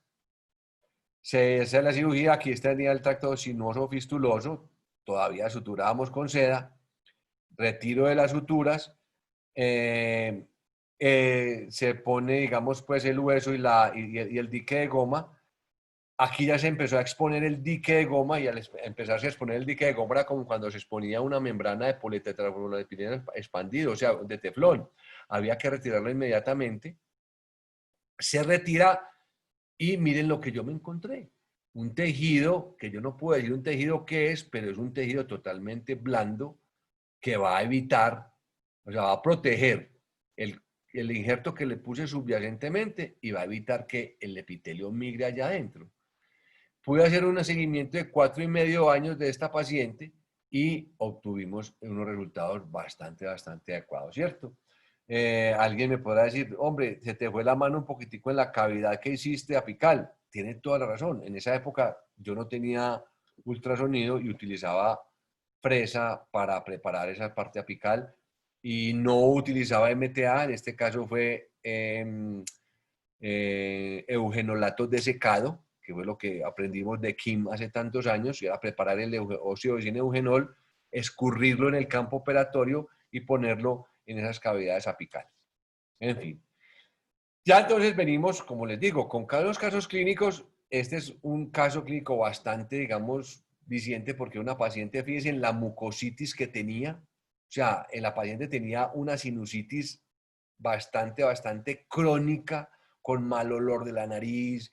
Como les digo, miren en esta vista de la frontal de la tomografía, cuál es el grado de mucositis que tenía. No había ningún tipo de llave piso de seno maxilar encima de este molar. Aquí no es que el lápiz estuviera reseccionado o cortado, sino que la muelita estaba con un grado de curvatura tal que fue lo que, digamos, dificultó la endodoncia por parte del endodoncista anterior. En la radiografía alcanzaba a ver yo que sospechaba de una lima fracturada, la cual en la tomografía no la alcancé a ver bien, pero bajo microscopio empezamos a hacer la cirugía apical, resección de las raíces. Si había lima fracturada, fíjense cómo logramos sacar lima fracturada, hacer cavidades, obturación con MTA, en este caso ProRoot, injerto, más no membrana, ¿cierto? Más no membrana porque fíjense que aquí hay hueso. Si aquí tengo hueso, el epitelio va a llegar a este punto en la cicatrización y al encontrar el hueso, ahí va para el epitelio. Entonces no hay necesidad de membrana donde tengamos parte cervical de epitelio. Entonces fíjense cómo el posoperatorio ya con el hueso, cómo nos quedó, 18 meses, y ya a los 2 años, fíjense la tomografía cómo nos muestra un gran mantenimiento del hueso. No podemos decir que ya se haya reabsorbido todo el injerto, pero es un periodonto apical bastante sano, sin ningún tipo de lesión. Y lo mejor, hay áreas ya de cortical, como ustedes pueden ver aquí, hay áreas de cortical de formación del hueso. Y lo otro, ya la mucositis tan grande que veíamos en ese seno maxilar ya no existe, ya hay una membrana de seno maxilar más normal. Entonces es importante esto también. Otro caso similar donde hay compromiso ya marginal, ¿cierto? El compromiso marginal entre estos dos que yo no me lo imaginé al momento de planear la cirugía. Había un tracto sinuoso, no había sondaje, pero al levantar el colgajo, miren lo que me encuentro. Cuando no hay suficiente coágulo, humedezco en este caso el Cerabón, que fue lo que pusimos un senoinjerto con solución salina y ya se acaba de mezclar con sangre del paciente en la parte interna. Y utilizamos una membrana de BioGuide, que aquí la vamos a empezar a poner. Podemos o la deberíamos o la debemos festonear, ¿cierto? Para que no nos vaya a quedar expuesta y nos vaya a quedar derecha. Es una membrana que es totalmente reabsorbible, o sea que esta es bicapa. Hay unas que son de una membrana tricapa, pero estas son de 2 capas, que quede bien humectada para que nos sirva para proteger el injerto que acabamos de poner. ¿Protegerlo de quién? Protegerlo del epitelio que no migre hacia allá. Y este fue en octubre del 2018, en mayo del 2019, vemos como también aquel, digamos, dañoso que había tan grande, pues ya está bastante solucionado. Desde hace mucho tiempo, fíjense, desde 2012, casos que se podían discutir en un posgrado, de decir, ¿quién va a conservar este diente? Además, fíjense cómo lo mandó el protecista con un pin metálico, un clip metálico bastante grueso. Esta fue la cirugía que yo hice, puse un injerto de hueso, en este caso un aloinjerto, y con el paso de los años, pues ya va del 2012 hasta el 2019, cuando le pude hacer el control mantenido. Unas paredes bastante delgadas. O sea, es un caso que yo creo que tenía todas las de perder, pero se hizo y es un caso que va, digamos, compitiendo con cuando tengamos una conferencia de implantes versus endodoncia. Fíjense cómo va a haber, digamos, como algo de respeto por la endodoncia y por estos procedimientos que nosotros hacemos en lugar de un implante, ¿cierto? Otro paciente que sí o sí me tocaba atenderlo a mí por diferentes razones. Este es un diente que está totalmente perdido. Un caso que yo se lo hubiera remitido al periodoncista o al cirujano, pero porque el paciente solamente quería que fuera yo. Es un paciente bastante especial. Y bueno, yo me toca hacer la exodoncia al paciente. Puse entonces, en este caso pusimos una membrana de mucover con el injerto de Cosme Damián, el que hemos ido hablando, que es de fabricación nacional. ¿Dónde estaba la lesión y así de grande como estaba? En este caso, tuve que hacer una elevación de seno pensando en que aquí más adelante va a venir un implante. La elevación de seno se me facilita en mi práctica porque tengo la posibilidad de tener un piezo eléctrico, y el piezo eléctrico me respeta totalmente la membrana del seno maxilar y la levanta sin lesionarla nada, quitándome el tejido duro del hueso, pero me protege la membrana. Aquí pudimos hacer elevación de seno y de julio a diciembre del 2019 ya el paciente estaba listo para ponerle el implante. El paciente iba a poner el implante por la pandemia. Él vive en Barichara, en Santander, y se devolvió a pasar su cuarentena allá. Vamos a ver, próximamente les contaré cómo queda después del implante. En fin, y así sucesivamente. Fíjense esta lesión tan grande de este paciente. ¿Quién va a hacer la cirugía? ¿Quién más? O sea, ¿qué es esto? Esto es una lesión periapical originada en enfermedad pulpar. Lo debe hacer un cirujano, pero el endodoncista es el que maneja esta parte apical.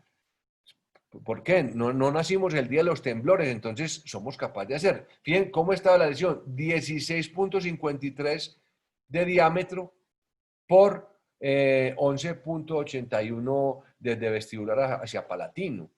Pero simplemente es una lesión muy grande, pero no tiene ningún tipo, pues, como de... Fíjense, estaba más perforada hacia la parte apical, o sea, iba a ser transfixiante porque por aquí tendríamos que entrar nosotros. Pensábamos que posiblemente se iba a perder un diente. Esas lesiones en la parte anterior pueden ser queratoquistes, pueden ser otras cosas. Acostumbro tomar la biopsia para estar seguro de que es una lesión, en este caso de tejido inflamatorio crónico activo, granuloma apical, origen infeccioso, origen dental. Fíjense la pequeña cavidad que abrimos para tratar toda esa cavidad tan grande. Quitamos lo que más pudimos de ese granuloma. ¿Y qué estoy haciendo aquí? Como es tan grande la cavidad, Estoy llenando la cavidad con sangre del paciente. En este caso no tenía citogel, no tenía posibilidad de plasma rico en plaquetas. Fue una cirugía que se planeó así, pero sí íbamos a poner una membrana. Sospechábamos por el periodonto del paciente que la membrana iba a quedar expuesta si el diente había que extraerlo. En este caso hubo que extraerlo pues del alvéolo, lógicamente. Entonces utilizamos una membrana TX200 de Bi-Horizon, que es una membrana que se pone con la característica diferente a las otras de politetrafluoretileno expandido, que este es un teflón, se puede quedar, y es una indicación cuando pueda quedar expuesta. Le hicimos el amoldamiento a la parte interproximal, se puso lo suficientemente bien y suturamos de la mejor manera, y esta fue la forma en que quedó la membrana. 10 días después son membranas que son para retirarlas a los 21 días. El paciente viajaba, esa es la otra agravante del paciente, el paciente vive en Estados Unidos, el paciente viajaba a las 3 semanas, este es el aspecto clínico del paciente, y esta es la manera como retiramos esa membrana. La membranita se retira, ella no se pega a las paredes por ser de teflón, y es la indicación clínica de este tipo de membrana. Si a mí me dicen, ¿cómo la pudiera haber reparado con otra cosa? Sería con un mucoderm.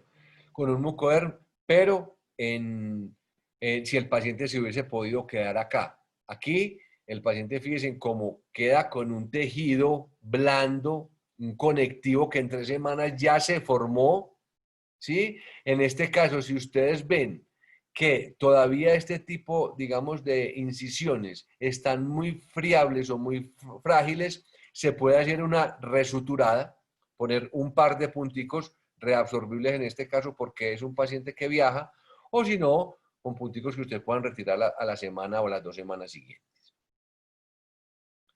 Y fíjense, en otros casos también donde es una ontología muy bien, en 2013, yo todavía no tenía tanta preparación en este campo.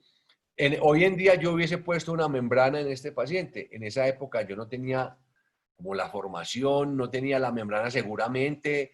Y fíjense, dientes totalmente denudados, donde solamente pusimos un injerto de aloinjerto y se suturó encima. Era tal la movilidad del diente, ¿cierto? Este diente que era como un 32 o 42, perdón, que tuve que poner una férula, para que el diente se mantuviera en el posoperatorio, ¿sí? Al mes, retiro de la férula, ya íbamos con una encía bastante agradable a la vista, y hemos podido hacer a través del tiempo un seguimiento donde ese aloinjerto se ha ido reabsorbiendo parcialmente. Ahí vamos, partimos del 2013, aquí vamos 4 años en el 17, 5 años en el 18, miren, perdón, 5 años en el 2018, donde tenemos unos dientes prácticamente salvados. Es un paciente muy negligente, es un paciente que, miren, las resinas no ha habido manera que se las cambie bien, vive en un pueblo aquí del suroeste de Antioquia, pero es juicioso para la radiografía, no es muy juicioso para la parte restauradora. Otro, ¿qué pensamos nosotros de este tramo de prótesis fija donde hay este compromiso de hueso? ¿Sí? En este compromiso, miren la tomografía que teníamos en 2018, prácticamente tenemos una pared mesial y una pared lingual, y esto es porque miren que está muy pobre, pero es un diente que está nadando en una lesión. Aquí tenemos la imagen del conducto mentoniano, pero era un paciente que, aferrado a su diente, y se soportó el pronóstico, digamos, un pronóstico regular. Hicimos un relleno óseo con una membrana de mucoderm y con un resultado, digamos, bastante bueno, porque estábamos acá en el 2018, en julio, y hacemos un rellamado del paciente en el 2019, o sea, un año largo después, y el resultado es espectacular. Resultado espectacular. O sea, son casos que inicialmente pueden parecer como heroicos, pero cada vez, si nosotros tenemos más posibilidades de hacerlos, más posibilidades de creer en la regeneración de tisular, pues más posibilidades vamos a tener de éxito. Esta es una odontóloga quien fue mi profesora hace muchos años, no quiere perder su molar. Ella es periodoncista y el periodoncista de ella dice, esa muela es de exodoncia. Dice, Alejo, con tu microscopio, haceme una exploración a ver qué es. Nos decían que había un rasgo hipodenso. Acuérdense que uno de esos rasgos hipodensos poco puede creer, aunque este sí estaba muy consecuente, digamos, con la pérdida también de la pared del seno maxilar o del piso del seno maxilar. Tenía unas lesiones circundantes bastante grandes y este es el colgajo palatino, donde empezamos a remover, o sea, fíjense que había dehiscencia también, a quitar todo ese tejido de granulación y empezamos a observar que si había una fractura. Fíjense en la fractura, al teñir con el azul de metileno, yo fui cortando la raíz hasta que ya no me encontré más fractura y este es el fragmento apical donde se muestra que sí existía ese rasgo hipodenso. Y en este caso a la paciente le hicimos un plasma rico en plaquetas que es hecho en el consultorio. O sea, usted tiene la posibilidad de hacer su plasma rico en plaquetas en su consultorio. Solamente tiene que tener algunos reactivos y una centrífuga. Si no, si es en su ciudad y en su ciudad no le prestan ese servicio, es muy fácil educar o preparar.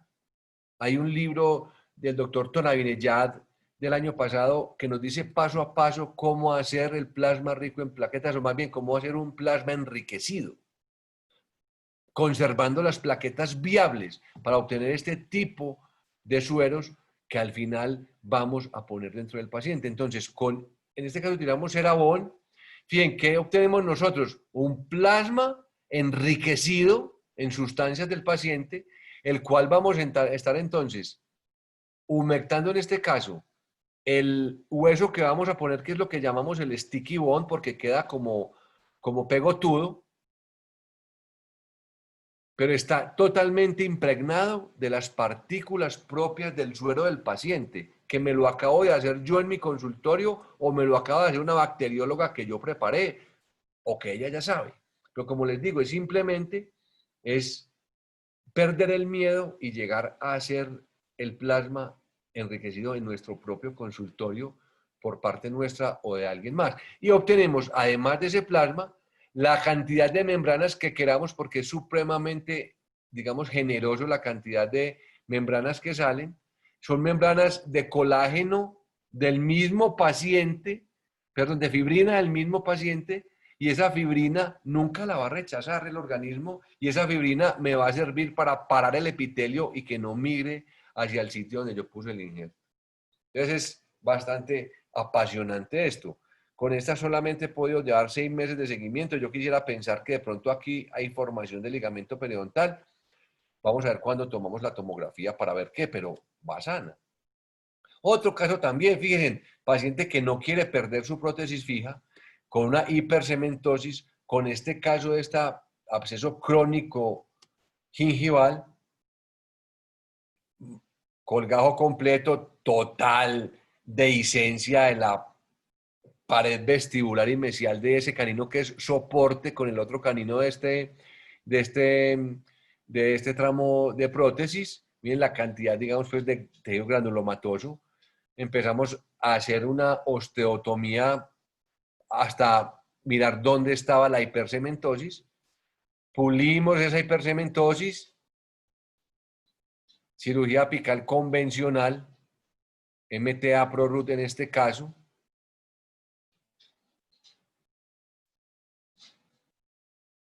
Hueso de Cosme Damián, a lo injerto en este caso también. Membrana. Lo que les he dicho todo este rato, que la membrana quede muy bien hidratada.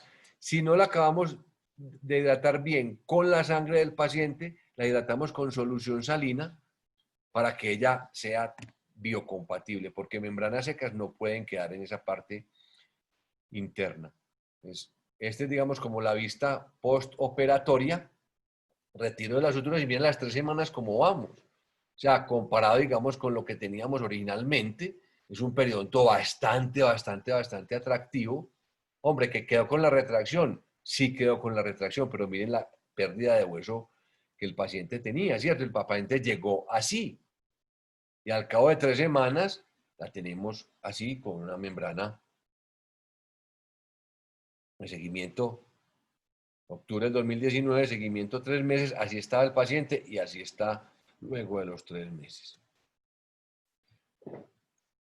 ¿Cuántas veces no nos encontramos este tipo, digamos, de lesiones del cemento que se llama desgarre del cemento o lágrimas del cemento o delaminación del cemento, donde se meten las bacterias en las capas concéntricas del cemento y hacen que se forme una bolsa periodontal? Este era un paciente que venía para una cirugía apical. Miren cómo salen las láminas del cemento. Acuérdense que el cemento se forma de una manera concéntrica. Fíjense cómo van saliendo los pedacitos de cemento y hacemos un, digamos en este caso, como un detartraje o más bien un pulido, un alisado radicular más bien.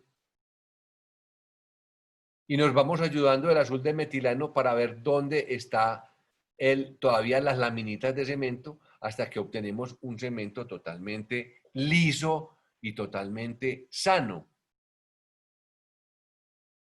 Todas estas cureticas que le podemos nosotros, digamos, adicionar a nuestro ultrasonido, nos va a ayudar, curetas periodontales, nos van a ayudar a obtener raíces como esta. Eso se nos presenta, como les digo, bastante comúnmente. Ya luego hicimos la cirugía apical convencional, microespejo, que eliminemos muy bien la gutapercha. Y en este caso, perdón, me devuelvo un poquito, cómo fuimos poniendo el injerto de hueso, a lo injerto en este caso, a cubrir toda esta parte. Perdón, me equivoqué, seno-injerto en este caso. Seno-injerto, ¿por qué? Porque yo necesito que este hueso que me queda aquí no se me vaya a resorber rápido, que se reabsorba bastante lento, o que no se reabsorba en partes. Ese seno-injerto, que es un cerabón, me va a permitir un buen soporte de la membrana, hidratar muy bien la membrana. Muchas personas las meten en solución salina antes de, a veces se me dificulta mucho la colocación, entonces por eso las hidrato in situ. Y así estaba antes la membrana, bien hidratada, y posteriormente vamos a suturar. Este tipo de sutura también se lo recomiendo en áreas donde ustedes quieran que quede la encía cubriendo la parte cervical. Y es hacer un punto, como un suspensorio acá, estirar el punto y poner un puntico de resina. En este caso estábamos con ácido fluorhídrico porque era una cerámica, el agente de enlace, y así queda la sutura es como una cargaderita pegada con resina de la corona del diente para que nos cubra mejor la parte cervical. Entonces, miren lo que teníamos en 10 días, 20 días, seguimiento 9 meses, y a los 9 meses ya vamos obteniendo esto, ¿cierto? Eso es agosto del 2020, o sea, está reciente. Eso todavía le falta pues mucha parte de prótesis, pero yo pienso que es un diente que lo vamos a sacar adelante con una muy buena estética. En fin, yo creo que ya me estoy alargando un poquitico. La idea es que estos sticky bone, como les digo, dejarles el mensaje. Yo les puedo ayudar o guiar a las personas, al bacteriólogo de su confianza o al con el que usted quiera hablar, que va, o sea, cuando yo empecé con esto, el bacteriólogo va al consultorio y me cobra 180.000 pesos por este trabajo. Pues eso no es nada comparado con lo que pueda costar una membrana. Y fíjense en las membranas que obtenemos. La cantidad de membranas con 10 centímetros de sangre del paciente es invaluable y es propio del mismo paciente. Entonces, es importante que tengamos esto en cuenta. Como les digo, yo les puedo ayudar en la formación de la persona que ustedes elijan pues como para eso. Este es un caso, digamos, de un diagnóstico difícil porque tenía este tracto fistuloso, no tenía sondaje, me deben creer que no tenía sondaje, y en la tomografía, este es, digamos, el corte sagital de cómo fuimos, coronal de cómo fuimos bajando en la raíz y no había imagen de fractura. Algún día que yo presenté este caso en un foro de Latinoamérica, me decía el doctor Carlos Bóveda que cuál era la resolución que tenía el equipo, y al fin le conté la resolución del equipo y me decía, es increíble que un equipo con tan buena resolución no mostrara lo que viene a continuación. Y en este corte que ya es sagital, desde vestibular hacia lingual, buscando también qué posibilidades de fractura había, porque yo sospechaba de una fractura y yo, no hay fractura. Y si no hay fractura, pues vamos a hacer el curetaje de lo que haya ahí, generando esa posible reabsorción de la raíz. Y sí, lógicamente sí había fractura. Les recomiendo estos Schwam Norton, son unos bisturíes para cirugía apical fantásticos, Schwam Norton se llaman. Y increíble, como les digo, que no tuviera sondaje y encontrarnos esta fractura tan franca en ese caso. Entonces, ¿qué pasó? Hay que extraer la muela. Hombre cobarde no goza mujer bonita, entonces vamos a extraer nosotros la muela y vamos a preparar el alvéolo para que después le pongan el implante. Entonces vamos a hacer una exodoncia lo menos traumática posible, partir la muela en dos. Hice la exodoncia, de todas maneras, aquí quedó este defecto óseo tan grande. En este caso, fíjense, en la fractura que teníamos la posibilidad del sticky bone, de las membranas del propio paciente, porque es la sangre que le acabamos de extraer al paciente 15 minutos antes de empezar a anestesiar, y se pone la membrana, esa membrana queda levemente expuesta, pero no hay ningún problema. Fíjense qué pasa en el retiro de las suturas luego a los 10 días y a los 2 meses, cómo va la paciente de bien. Ya es en 8 semanas es posible que el paciente ya pueda recibir su implante. Y lo que les hablaba, este caso del doctor Felipe Restrepo, alumno y colega ya mío, donde también como posibilidad con el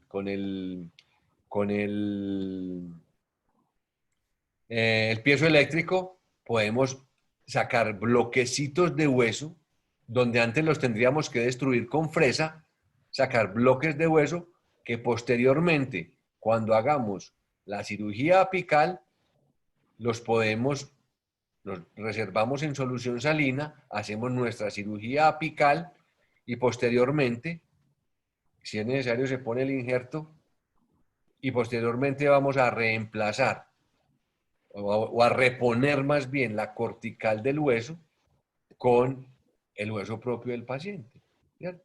Entonces es importante que esto alguien dice que se puede hacer con fresa redonda de carburo, si lo puede hacer bien pueda, pero si tenemos la posibilidad de un piezo eléctrico, pues sería mucho mejor. Y como resumen es, sin estas cavidades de hueso tan grandes, nosotros tenemos un huesito marginal que pueda parar el epitelio, no necesitamos membrana. Aquí tampoco vamos a necesitar membrana, ¿cierto? Y no olviden, en ingeniería tisular, digamos, sobre todo yo lo utilizo en los casos de abulsión dentaria o cuando estoy haciendo, como en este caso, un reimplante intencional, que es otro tema bastante apasionante que de pronto algún día lo hablaremos, la ayuda del endogain, que es esa proteína derivada del esmalte, pero este es el órgano del esmalte. Cuando este órgano del esmalte se empieza a invaginar dentro del mesodermo, esto es ectodermo, se empieza a invaginar dentro del mesodermo y se rompe la vaina epitelar radicular de Hertwig, se liberan proteínas derivadas de ese órgano del esmalte, que es el endogain, para que se produzcan ligamento periodontal y hueso. Y eso se aprovecha, esas proteínas derivadas del esmalte, para en los casos de abulsiones, en los casos donde se necesite más formación de hueso y de ligamento periodontal, estimular. Y para terminar, esta diapositiva me la regaló el doctor Jorge Vera, en un curso que dictó acá en la Universidad de Antioquia en Medellín, y es un buen, digamos, un buen cartel que tenemos para saber cuándo hacer regeneración o cuándo no hacerla, ¿cierto? Regeneración tisular guiada. Si hay un defecto pequeño y hay una tabla vestibular pequeña, no se necesita regeneración tisular. Pero un defecto bien grande y una cortical gruesa es preferible. O un defecto pequeño y una cortical bien pequeña, bien delgada, es preferible hacerlo, ¿cierto? Si tenemos corticales gruesas y defectos pequeños, no. Si tenemos defectos grandes, cuando hablamos más de 10 milímetros, es preferible. Cuando son defectos pequeños, pero con huesos muy delgados cortical, es preferible hacerlo. Y siempre, huesos delgados, defectos grandes, siempre. Defectos apicomarginales, o sea, las fenestras de dehiscencias, siempre. O lo que hablamos del true a true, que es las lesiones transfixiantes, siempre deberíamos hacer regeneración tisular y ósea guiada. Creo que ya nos acaba el tiempo. Yo creo que ya me extendí inclusive un poquitico más. Muchas gracias por invitarme y por compartir conmigo este momento. Gracias, Alejandro. Vamos a esperar para ver si hay alguna pregunta. Si tienen alguna duda. Si no se han dormido, después de tanto cuento.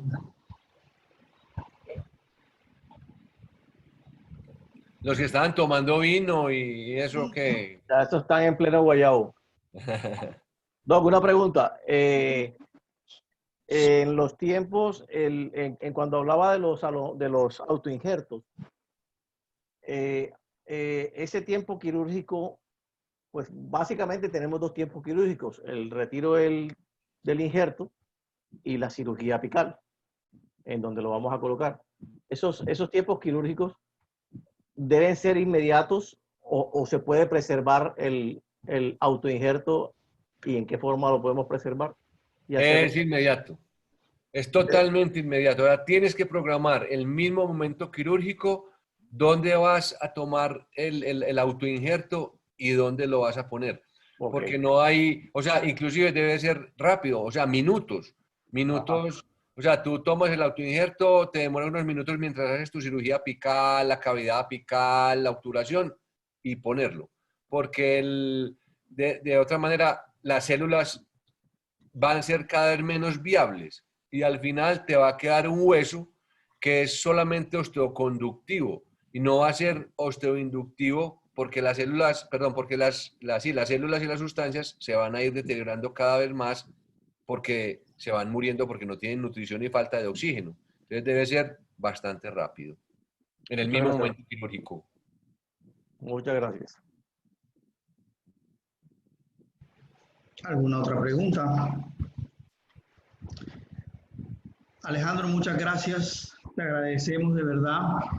Como dijiste al principio, es bueno volverte a ver y que estés bien. Y por supuesto esperamos que en otra oportunidad pues tenerte con nosotros. Ya bueno, sea acá en Barranquilla. No, manito, gracias. Muy bueno, manito, muy bueno, gracias, manito. Manito, salud, manito. Salud. No, gracias a ustedes, gracias a ustedes. Gracias, Alejo, excelente. Gracias, Alejo. Gracias, Alejandro, gracias. Cualquier cosa por el WhatsApp o por el Instagram o algo, en lo que yo les pueda colaborar en este tema que cada día me apasiona más, con todo el amor y con todo el gusto. ¿Listo? A mí también, yo estoy haciendo muchos injertos, mucha cirugía y la verdad que sí me encanta y me apasiona este tema. Mil gracias, excelente. Oh, ustedes, que pasen una feliz noche. Gracias, Alejo. Les quiero mucho. Gracias por invitarme. Gracias, feliz noche. Gracias. Chao, hablamos. Bueno.